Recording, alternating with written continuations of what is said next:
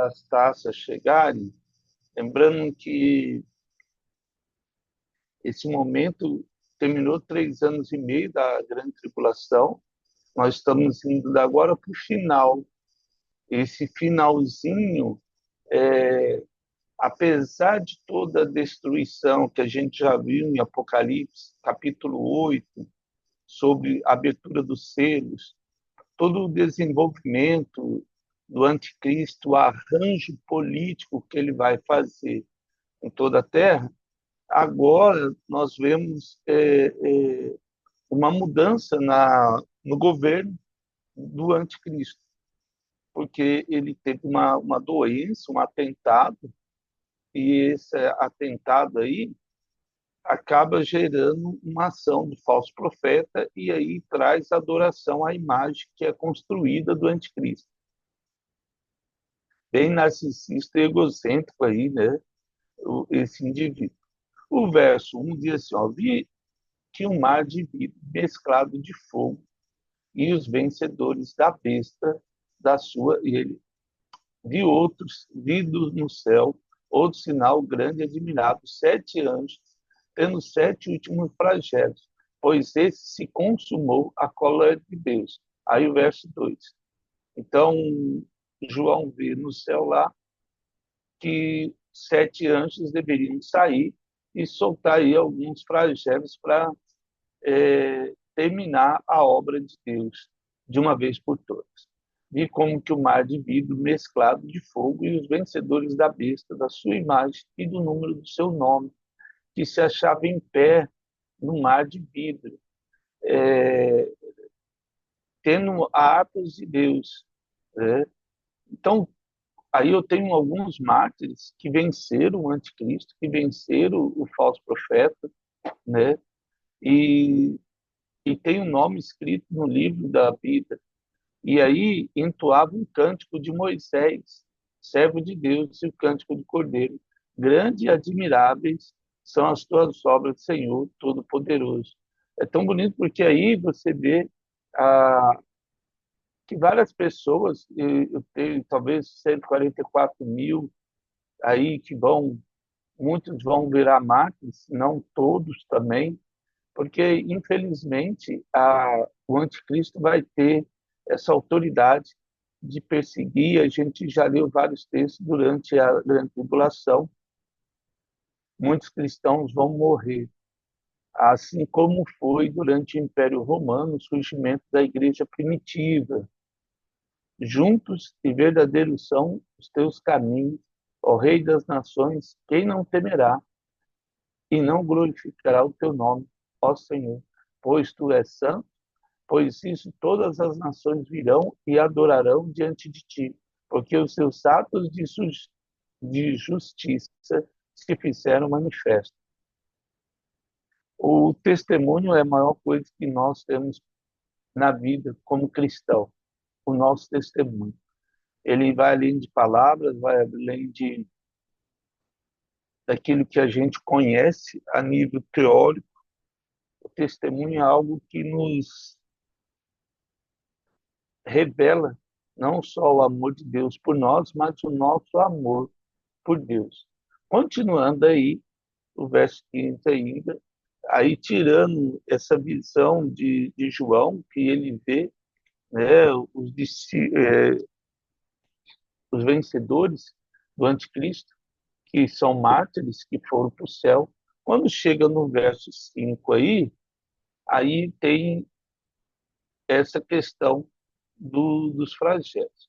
Depois dessas coisas, olhei e abriu-se do céu o santuário.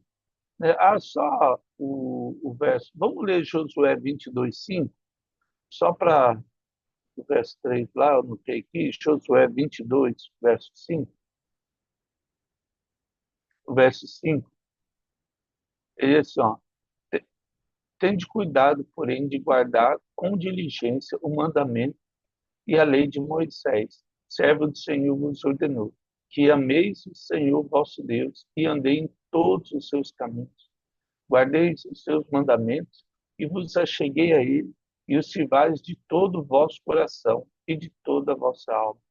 é exatamente que ele vai citar em João, o próprio Senhor Jesus vai: ama o Senhor teu Deus de todo o seu coração e o teu próximo como a ti mesmo. Então nós temos essa promessa aí de Deus e, e a verdade é essa, não tem o que mudar. Nossa vida vai ser esse cuidado, né, de ser como Jesus. Vamos para 1 Timóteo 1:17. Agora, 1 Timóteo 1:17.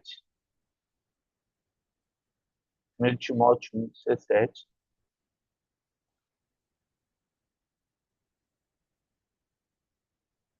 Então vamos lá. Assim, ó Rei eterno, imortal, invisível, Deus único, honra e glória pelos séculos dos séculos.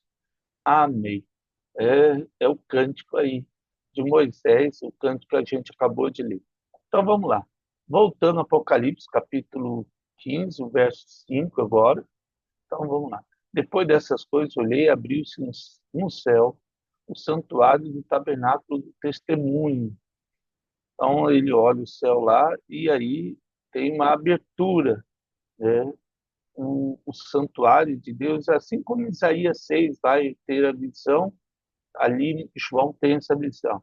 E os 7 anjos que tinham 7 flagelos saíram do santuário vestidos de linho puro e resplandecente e cingidos ao peito com cintas de ouro.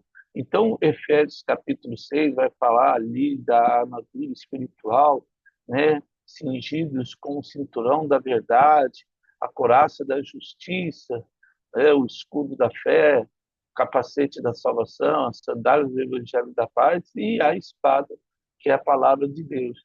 Essas são as armas do cristão.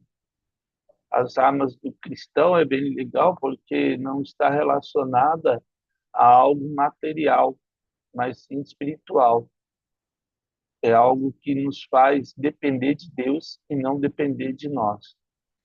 O Joel 1:4, ele vai falar, eu até anotei separado, porque qual que é essa questão do flagelo? É o final das 3 anos e meio da última semana de Daniel. E aí Joel vai falar sobre isso. O que deixou o gafanhoto cortador comeu o gafanhoto migrador. O que deixou o migrador comeu o gafanhoto devorador. E o que deixou o devorador comeu o gafanhoto destruidor. Ou seja, é como se tivesse uma lavoura, uma safra, e aí foi passando etapas, vários gafanhotos.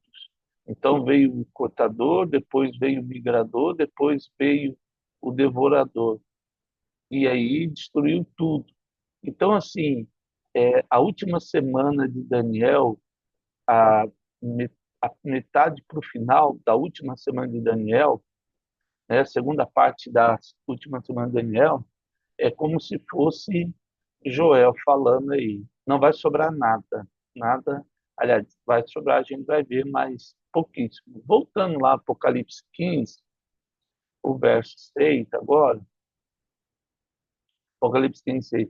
E os 7 anjos que tinham 7 flagelos saíram do santuário vestidos de linho puro e resplandecentes, cingidos o peito e cintas de ouro. Então, um dos 4 seres viventes deu aos 7 anjos 7 taças de ouro, cheias da cólera de Deus, que vive pelo século dos séculos.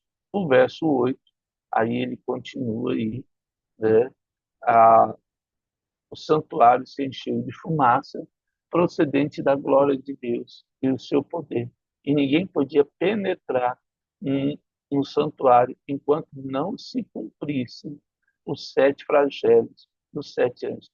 Parece que houve ali, e nesse momento, ninguém saía e ninguém entrava no céu, até se cumprir a ação e essa missão desses anjos. Agora a gente chega no capítulo 16. O que é isso aí? É uma repetição de Apocalipse capítulo 8, só que numa versão, é, talvez, mais assim, como é que eu vou falar, mais intensa, mais forte, assim, no sentido que é como se não tivesse escapatória mesmo, né? Talvez esse momento aqui nós tenhamos uma guerra nuclear. Eu acredito que seja esse momento aí que aí eles se tornam loucos. O Satanás ele viu que é o fim, então a guerra nuclear, eu acredito, a gente vê permeando aí agora essa acomodação aí geopolítica aí, a, esse discurso entre a União Europeia e o Trump com relação à Groenlândia, né? Essa agora os Estados Unidos quer criar um governo paralelo a uma instituição, uma organização, aliás, não é um governo, uma organização internacional paralela à ONU. E, inclusive, o Brasil foi convidado a fazer parte aí do grupo que vai promover ali a, a paz na Palestina, e de uma maneira assim que é igual os acordos da Rússia com os Estados Unidos, que não entra a Ucrânia, né? Vamos resolver a questão da Ucrânia. A pessoa mais interessada, que é a Ucrânia, não, esse não precisa participar. Assim, da Palestina, não tem nenhum representante da Palestina para resolver a reconstrução da Palestina. Ou seja, é como houve na Segunda Guerra Mundial. Vamos ajudar os judeus. Eles construíram os guetos e ajudou mesmo a matar todo mundo. Então, assim, não tem nada muito de diferente do que a gente está vendo. Mas durante a grande tribulação, da metade para o final, eu creio que nós vamos ter um juízo, assim como foi Joel, tipo, por exemplo, quem conseguiu escapar aqui não vai ter jeito. Então vamos lá, o verso 1 aí. Ouvi do santuário as taças, saiu o primeiro anjo e derramou a sua taça pela terra. E os homens portadores da marca da besta, a gente já sabe lá, 666, e os adoradores da sua imagem, e olha só uma coisa interessante, não necessariamente dá para entender aqui que todos que têm a marca da besta, aliás, que os adoradores da sua imagem, não necessariamente são todos que têm a marca da besta. Isso, ficou melhor agora. Então, assim, tem pessoas que, não concordo, assim, mas elas acabam sendo influenciadas, é, sabe, em cima do muro. E aí, esse mesmo grupo, como diz Romanos 1 lá, todos aqueles que talvez não pecam, mas concordam, ou se, olha só, Romanos 1, verso 31, se eu não me engano, é, o verso 32, Romanos 1, 32, obrigado, Gustavo. Olha só, ora, conhecendo eles a sentença de Deus, o que são passíveis de morte, os que tais coisas praticam, e não somente as fazem, mas também aprovam os que assim procedem.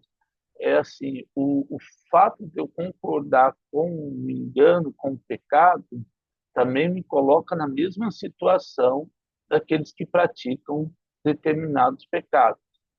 Vamos voltar lá para o Apocalipse. É só para a gente entender que a passividade também nos torna culpados, né? O silêncio diante do erro de alguém, a não, como diz Mateus, o Mateus 5, no Sermão do Monte, né, que bem-aventurados que têm sede e fome de justiça, porque serão fartos. Então, assim, quando eu não tenho sede e fome de justiça, quando eu não busco isso, eu acabo me tornando igual a quem pratica o mesmo pecado. Se eu vejo alguém roubando e não denuncio para não me envolver, eu estou sendo cúmplice desse pecado, porque eu não fiz nada. Assim, quando eu vejo alguém sendo espancado na rua, uma mulher ou qualquer coisa, e não faço nada, alguma coisa o- dentro de nós, porque a humanidade ela está caminhando para uma, como é que vamos dizer, uma anestesiada, né? Parece que ela está adormecida com relação ao que é certo, que é correto, e o pecado cauteriza isso. Então vamos lá. Saiu portadores da marca da besta e adoradores, né, da sua imagem. Sobreviveram, sobreviveram úlceras malignas e perniciosas. Eu estava lendo no grego lá, perniciosas, né, poneros. Vamos lá para 1 Coríntios 5:8. Além de ser maligna, a palavra maligna, essas úlceras podem ser aí pústulas, né, que saíram como peste negra, como lepra, tumores, como foi no Egito. Êxodo capítulo 9 vai falar isso. Mas lá em 1 Coríntios 5:8, ele diz assim, ó, 1 Coríntios 5:8: por isso celebremos a festa, não com velho fermento, nem com fermento da maldade ou da malícia, e sim com os asmos da sinceridade e da verdade. Então, o mesmo texto que ele usou para falar ali de úlceras malignas e perniciosas, ele fala essa comparação do fermento, da maldade e a malícia. Pernicioso parece algo é, é, malicioso, prazeroso da carne, né? Então, assim, é uma pessoa iníqua. Então, assim, quando vem essas úlceras, parece que elas estão ligadas a determinados pecados. É como se fosse quando surgiu o HIV, que aí ficou mais evidente, vamos dizer assim, entre os homossexuais, essa doença. As doenças venéreas, elas sempre vêm, né, de bestialidades, né, tanto sífilis, gonorreia, entre outras, né, doenças venéricas aí, todas elas vieram de bestialidades. Então, parece que essas úlceras estão ligadas a essa questão da imoralidade sexual. Então, depois ele vai para esse lado. Parece que vai virar uma grande sodomia, né? O mundo nesse período aí, amor livre, tudo. E algumas doenças vão surgir durante esse momento. Voltando lá para o Apocalipse 16, é que a gente tem que entender que são 7 anos. 7 anos é muito tempo. Assim, o ser humano ele tem esse poder de ir se adaptando, se adaptando. Então, o primeiro anjo vem esse juízo sobre os homens aí, que tinham graças a Deus, que não é graças a Deus, sim, mas só aqueles que têm a marca da besta ou aqueles que adoram a besta ali ou que se permitem a estar com ela. Continuando aí, o verso 3 agora. O 3 já muda aí. Agora, olha só, o que diz? Derramou o segundo a sua taça no mar. Então, primeiro tem a ver com a humanidade, tem a ver com os adoradores, assim como foi no Egito, em Êxodo 9 lá, que as pragas começam com relação ao povo do Egito, um povo específico, uma região local. Assim será na grande tribulação. A enfermidade vai ser para os que vivem adoradores do falso profeta, do anticristo, da sua imagem. E uma coisa importante, o cristão naquele momento não vai passar por isso, o que vai gerar é, uma revolta muito grande, assim como foi no Egito. Toda vez que viu uma praga, de vez de eles olhar o cristão e falar: nossa, olha só, a gente está no lugar errado. Não, eles que estão, nossa, tem que destruir esse povo, porque eles né, arrogante, tudo. Então derramou o terceiro anjo a sua taça nos rios e nas fontes das águas, e se tornaram sangue, como foi lá em Êxodo 9.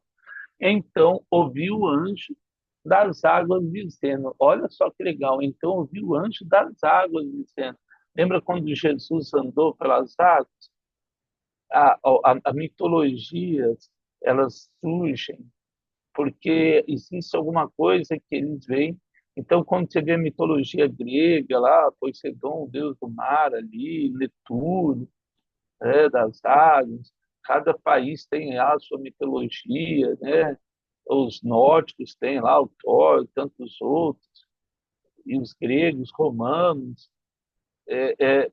são ações espirituais, né? Seres angelicais. Tu és justo, tu és e eras o santo, pois julgaste essas coisas. Porquanto derramaram sangue de santos e de profetas, também sangue lhes tem dado a beber, e são dignos disso. Então, o verso 7 aí, ouvi do altar que se dizia, certamente ao Senhor Deus Todo-Poderoso, verdadeiro e justo são os teus juízos. Então, a segunda taça aí, a primeira taça vai para a humanidade, a úlceras, e não só a humanidade, importante isso, mas os adoradores do anticristo. O segundo independe, ou seja, a água vira sangue, e aí imagine como foi lá no Egito, provavelmente o derramou a terceira taça aí, desculpa, né? Derramou no mar, e a terceira taça aí, a segunda taça aí foi no mar, e a terceira taça foi nos rios e as nascentes. Eu não sei se nesse momento vai ser como foi no Egito, que o cristão pode cavar ali e ele ter uma água limpa para beber. E quanto tempo vai ser isso? Também a Bíblia não deixa muito clara.